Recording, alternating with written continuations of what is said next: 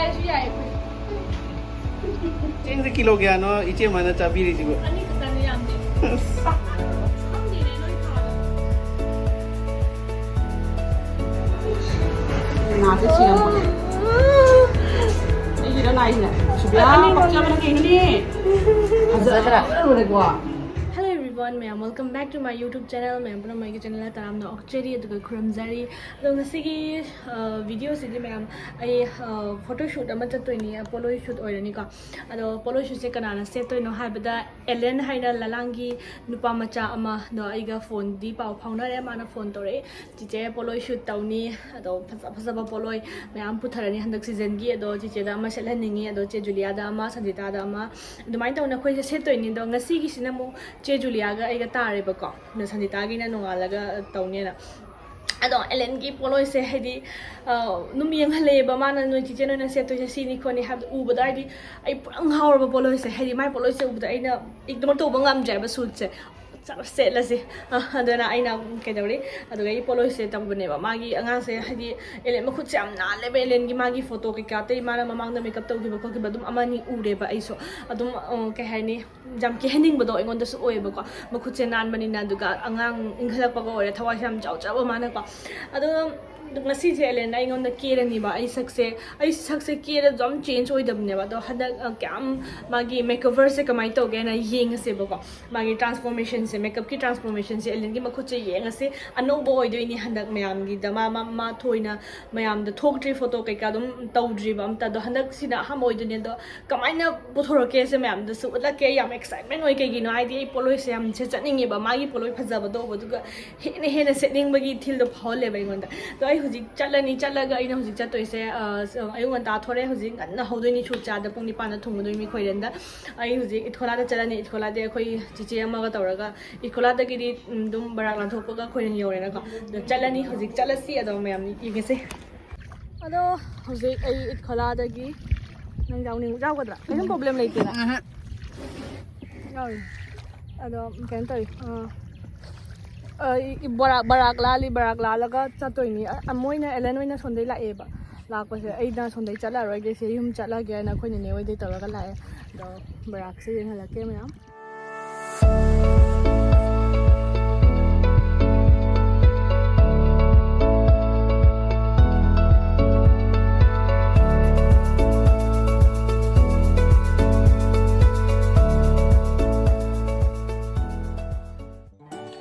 ado ma'am hozik ai sport mafam da yaure mamai se aina wipes na loina tai tho em amot pa kai ka lei ba punama Ellen na sida makeup ki poche sing se puthok pai tawre Ellen ga hamba unai ni ko ai ka phone da budi dum pau phauna ra ba aduga ma ga hamba unare angang sam nungsi ko duga ngasi gi sport china sida SJ10 house aina khoiren gi da somo hai mare ko mai ming se saseng na haidi khangna raktre aduga sida dagi sida decoration gi item yam lei luhong ba kai ka da moi loina chatpani na ko aduga sida Ellen ga iga hamba hari makeup horam dai gi lai se khuram tho eng asi gi soibing ambi da ba koina tawjari se mai pakcha ge na khuram me ko aduga Ellen gi mama oina sida igi inna ba phi se phajana thawa yaw na photpiri ne ne ama ga Ellen gi mama ga na aduga Ellen ga iga se makeup hogalle e ahamba da tawi se bisum hana ye bisum se kayani bisum gi sep ta bjam sa thina phajada bane ba igi do Ellen na tawraga makeup jek pi base haidi bisum yek pi base amna pamja ba do oi khre ngon da di ko daga eyelid che ha pe pi mi thup se khra yaw na ba ne mi che khra chaw na u na ba ne khoi mi te di dum mi che khurap chat pani na ko ado sida eye makeup si di dum light taw se na ina yamna yaksan ba su pam de Ellen na su pam de ina pam ba dum Ellen na pam me Ellen na pam ba dum so ina pam boy me du am chan angi ba hai tare makeup se ngasi ko aduna mai se jeksel na hai mit se phajana yek pi re Ellen na ham checksan na macha details sam kup na hona bi re duga eye makeup se almost loire makeup doi di haidi o I'm lipstick sangjal le lipstick yawdri sakhing mom khangde ba dudana ina pop lipstick se hana te hella ba ko aduga lipstick se red tawraga shape to phajan taire aduga igi polo se to sina sini red color gini pura cherry red to ne ba 3D polo as khu phajam tawre polo se ubadai di pura ngawrab ne haise ai kai haini luhong drasu yare kaino polo is phaja ba set pa phange ado ngasi gi polo sina kai haini pai pugi ahumlak haido oi khre ahumlak suba polo se sathi na nei ba haido oi khre ba aduga furit sina deep green dune na litlise sidai sida adum lapna yengbadi black haira puchange adi mi se am satina ngauthok ba haitre aduna elena furit se hojik fitting tawdoini adum maning lon de khara phochal adum yare ka hena photpada waba oidudi oiroi adum ai su isa se slim di natamni na ko mai haidi fitting sam jaye bako the furit se son litlaga am machu se pam ro ma am phajam satina phaje bako do elena thawai yauna yi fitting tawri aina furit se am komhan ganu komaga hakchang so main chong thokani na furit se aina elena phajana tight tawna fitting da lil aleba ले पोलो sector jewellery के क्या सी के वाटली चे जुलिया से लाए ngasi model चे जुलिया से तोइने मीट से लुम लाउरे एलेने फजाना के थाबिरे अदो हरेन सिजला जाजलागा मो कमाई तौदो मयाम येंगसे आई कैना से अहुम लोग ऑल ले दखिसिगा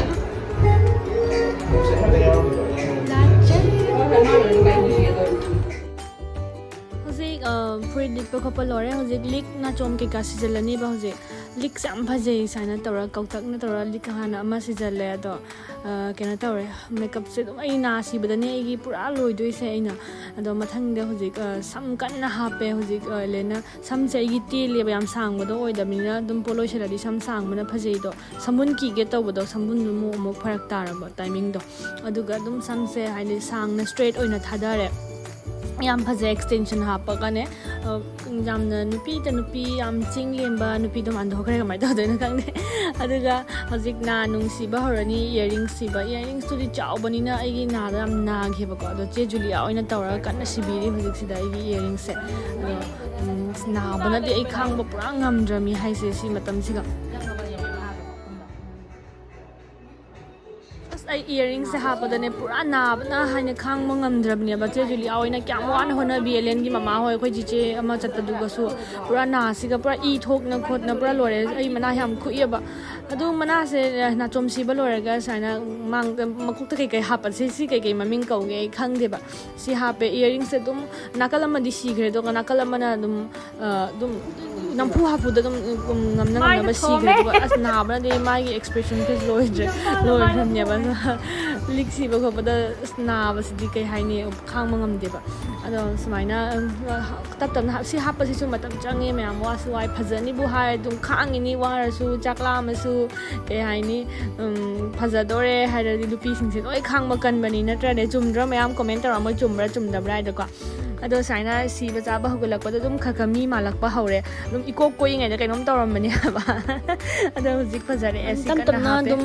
poloi set pa khot pa su haurani poloi nga saina elena poloi phot pa loi grabni ai gi size na map lauraga nap haibra ha nap lauraga do poloi se lummi phajana khulum ma cha de haidi lum phajara bani na poche ma gi sida happy sing se phajara bani lummi ba phajana angang ma chu gi tawraga golden se ekdam mit chel lang than na ui ba sathina pa me poloi si kamai haiduna khangge me amda ado sida che julia se chi bana che julia se changna hotna bi sang ma shi shoot taw doine ba mai shoot ka do ma khan na ngai masai hotna da ngai ai pura si che sina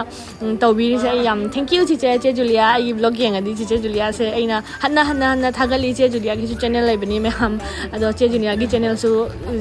subscribe to san view che julia gi shoot chu ga si yam sati na phaja doini che di ngorong ngorong bubup law bani na ko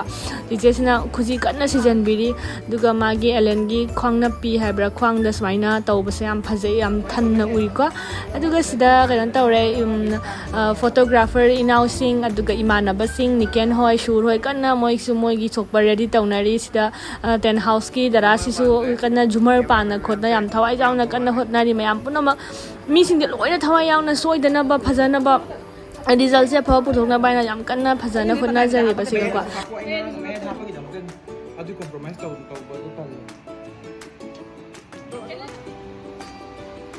how phajana ni unse gai ji ai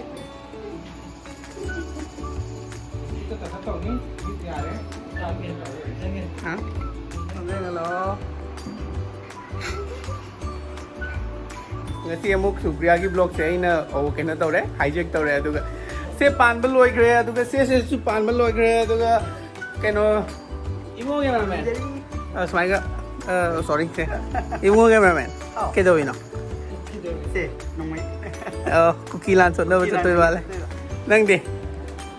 ina ai ge bisingan Mana Sitolji ni memang tu mana Suru Tok Jom mana Prem Mangang aduga Sanjay Singa. Subscribe tu biru manga da. Aku di YouTube channel lagi. Aduga selain ada Supriya ki boleh jalan ke tu re Elena yang pasang ki Kangti. Adu Ayu am nervous oi ko tahu je.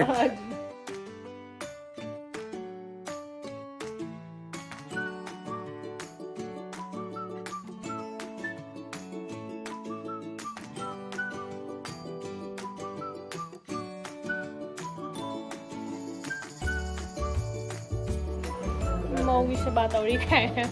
mayam jangdana kumai humdana khotana karan chakhare akhoi lu mai spot se mai chakhare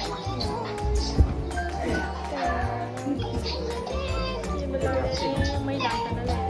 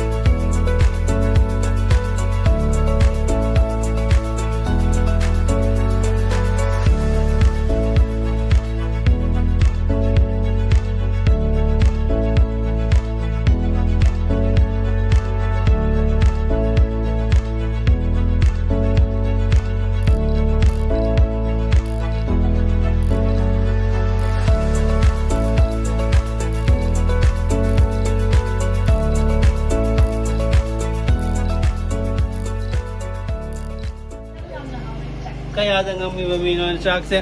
Sorry ama takjaba ngam pamatanda. Sorry ama takjaba ngam pamatanda. Kaya mukbang gi practice to ya. Mathang da mukbang oi torani oh. Channel je apagi le kay no loy salak pada. Fashion loy salak pada mukbang gi channel loy tore. Mayam kay cha na thong ba je kay no. Jim thong ba.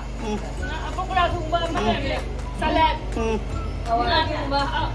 Nga sina hawai. Ceng se kilo gya no iche mana chabiri jibo. Ani tan yam di. Kalau shoot doi ne bang lai leng bagi shoot mu tau doi ne. Ado lai leng bagi makeup ta mu change tau eh. Nasi.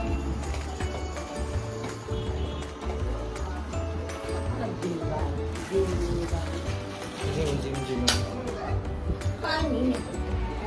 Ado ma'am ay guzik next season na lai leng bai look chim. Maning na ba tayo? Sorry. Oh, si maning na ba Yengbiyu ma'am? Si Roy gi kay hani honor. Honorable. Mr. Nikan Konsam and then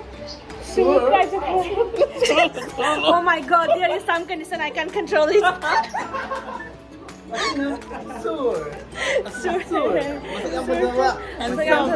Yamna gentle loy ba yamna lem ba le le si roi gi si roi se phau trek phau si ko mai na hai ba da si yamna handsome ani sin ani tau kai den no bani gi jori jamna phawani dau da bi umram da handa ki season da yamna jang na book to son mu ya phang da bne ba moi se yang na book to son bi ra diga sida gi Mongol. Ellen le reng ngasigi makeup se whole credit Ellen na chatoi ne ado ngasai gi bridal look law khre sin jingna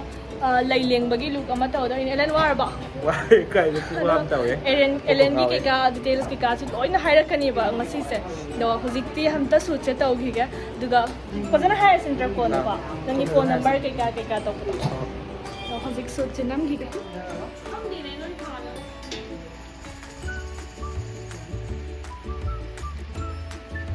Lay the low sine. Adun ka jani ko. Ready? 1, 2, 3 na pat. ngasigi shoot sa lore gi lai leng lore makeup loin remove tora chalani hoji yam thenge pung 10 makhai ni pan ta dore ba yam thenge ayuki na thorok pani na ware do mayam eleno gi ama ama kai ka details sin loi na description na charam ga duga video mamang da so ha gi video mayam yeng biro mathangi video da mi yeng ase mayam aduka hoji dang pura ore shoot loi na ko yum da halle ngasi gi yam ware aduka mayam su phajagre mayam do mathang video ngai mi na se ngasi video se bye bye